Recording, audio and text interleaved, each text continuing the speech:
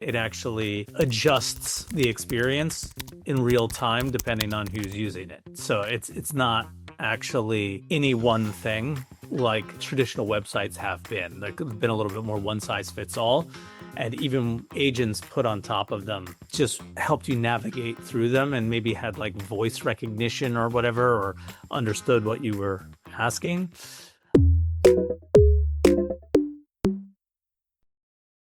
You could talk specifically to agentic commerce, but one of the things that we did just recently do, which is super exciting, was truly the world's first agentic. I don't want to call it a website because it's not really a website. It's more of an interface, and that's like kind of the whole thing for AI native brand called G42. And so the experience is technically not what anyone has used AI for in a website before, because prior to that, AI just understands the architecture of the website and navigates accordingly, understanding it, versus we engineered it to be the inverse.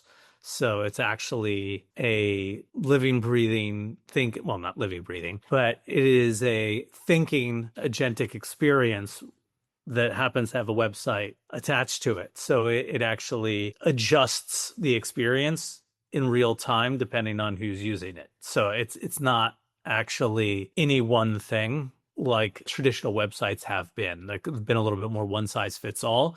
And even agents put on top of them just helped you navigate through them and maybe had like voice recognition or whatever, or understood what you were asking.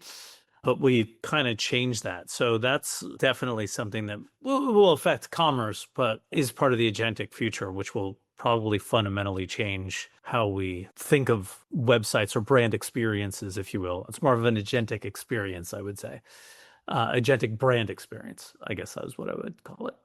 So I just want to be clear what it really is. And I'm trying to understand. I'm using this conversation to understand.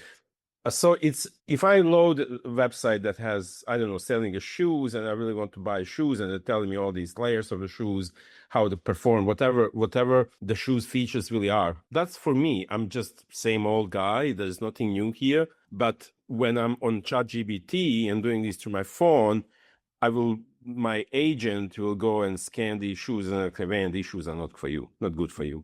You should go to Nike. You should go somewhere else. You should go to Adidas. Is that a layer of what we're talking about, that my agent will go and check the shoes for me instead of me? Okay, so there's some variance to take into account from a chat experience or outside AI agent versus a branded agent. So let's make sure the two have their different, I got it now. Yeah. differentiations. So obviously, if you go on to Nike.com, they're not going to tell you, well, you should try Adidas. They want to keep you in their world. What you'll be able to do, well, first of all, there will be no more mouse. You're not going to have to click anything or whatever. You just say, yeah, I'm really interested in, I don't know, Jordan 1s or whatever style it is. Like, okay. And then it'll take you to those. And like, can you narrow it down to blue? It'll narrow it down to blue, just ones that have blue in them. So like, blue looks better on me. I tend to run a little bit small. So can you recommend a size? It'll ultimately do that. If you were to say, you know what, can you tell me a little bit of the history of the Jordan 1s? I'm just curious because I've heard a lot of people talk about it, but I'm not actually that familiar with the history. It will immediately start telling you, it'll pull up a thing of it and like, you know what, this is too long for me to read. Can you just give me like the highlights? It'll do that. If you were to say, you know what, I have to leave right now. Would you mind turning this into a podcast so that I can listen to it on my commute? Boom. It can do all of that. The site that we just created does all of that for this company, G42. And that's where things are going to go. It will just be on behalf of a brand. Now, in the particular case of a brand that sells multiple things, to your point about like, you shouldn't use Nike, you should use Adidas. That might be the case if you went to Foot Locker's branded experience because they sell Nike and Adidas, or some other retail experience that holds multiple brands, then they would actually recommend different things for you based on the interactions that you were having. Well, you're explaining it very well to me. Yeah. So to me, those two sides, one is the branded side, one is my side that will go and scan the website and come to me and saying, don't do that, or do it. This is a preferable item that you should purchase or service that you can buy. So to me, that's super interesting. So let's talk about future and the brightness of the future, how amazing it is. Everybody just turns into like a pooping on the future, and AI is going to do this to us. Like, I'm like a creativity and AI, there's like a hand to hand, like a behavioral science in AI. It's just everything in AI is better if you're asking me. Even eating a cereals. What is a role of the brand now, and how as a marketers we will be able to access the build a brand. Well, I mean, there are certain brands who have definitely achieved being indispensable by their ecosystems, like Apple, for example. Let's challenge it and say, is that going to maintain that? Are they going to maintain being that way, or something, some other value is going to be more prevalent?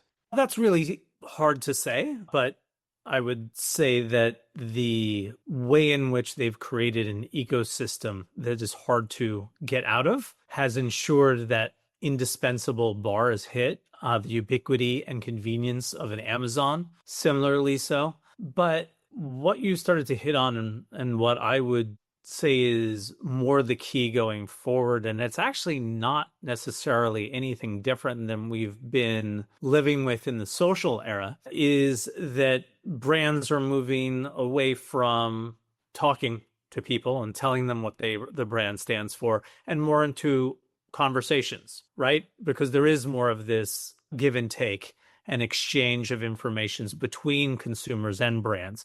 It's what's given birth to obviously activations and all these things where people start to participate and engage with the brand.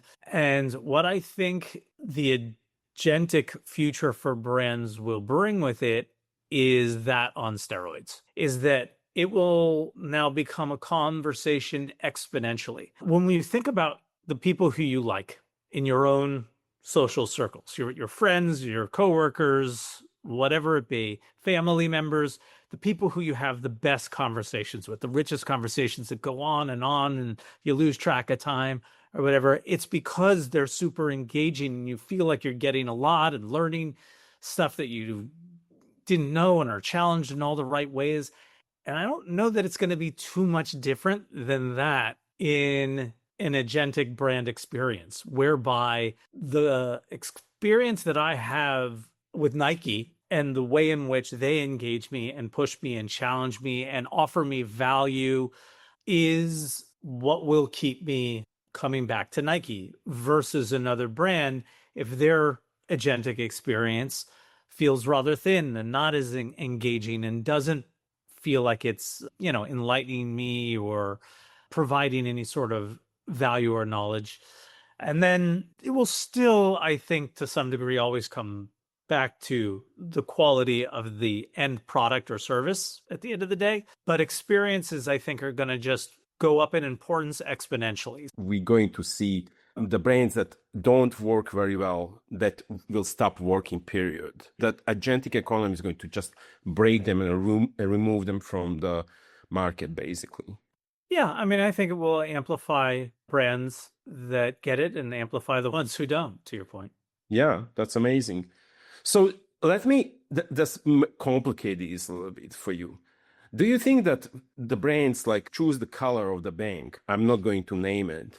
Could be blue, could be green. You know what I'm talking about, or red. Do you think they're going to change at all? They're going to be a little bit more human or humane, at least, because of these?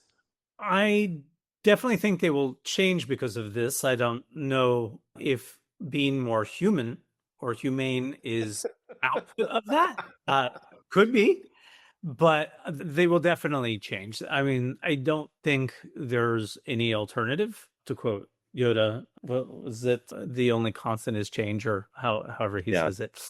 But I think that they will embrace it because they're competitive. But I wanted to get back to something that you had said earlier, which is hitting on some of the positives in that. One of the things that this definitely does is, I mean, we have been talking for, I don't know, the last decade or so, like personalization, right? Everything has been about that, right? But what is interesting is that personalization is going to pivot now to something that is reactive, right? It's yes, it's personalized because it's reacting to the things that you're asking of it and telling it. So it's taking personalization to a whole nother level. And that's pretty wild. But one of the other things that is also, is you've said you played around a lot with chat or any of the AIs, Gemini, etc., is that you now have the ability to not just make things, like brands can go beyond making things, people can go beyond making things or co-creating things even with the brand, is that we can literally make things. This is something that we say at RGA, mantra as of late, is make things that make things. And that's what's really cool is that, for example, these agentic brand experiences, aka the new websites, allow people to make their own experiences. So we made something that actually allows people to make their own experience as they go on the fly. So they're kind of making their own website depending on how they engage with it and interact with it. So that's where I think it gets super exciting and takes creativity to a level that we've never seen before. Just lowering a bar, actually, like a bar is super high and lowering a bar at the same time. I mean, you Yeah. said the way I say when I find a subject and I'm really curious, and I'm doing it honestly in ChatGPT. I'm just saying, hey, can you construct a podcast for me based on this subject matter? And here it is, matter of seconds. Here's a podcast. I plug my headphones in and go out for a run, and here I'm listening podcast. This lovely British lady talks to me. I have a hard time seeing that. Brands notoriously do not self-regulate, which is why governments typically step in with regulatory bodies to do so. And I don't know that any government is even caught up to everything that the internet did, Yeah. especially in light of social media. So I have a hard time seeing that brands will be able to step into a role of morality and guidance through this period. I think I heard someone use the term arms race. It sounds a little militant, but it's essentially similar in that it's a race to dominance and relevance and sales numbers and the stockholders appeasing them. So I don't see any brand necessarily stepping into that role, So unfortunately. it's literally we going to be going after the after the brains. It's going to be us and nothing between us. Between us, I guess our agent will stand between us and the brains. Well, let's again get back to a note of positivity.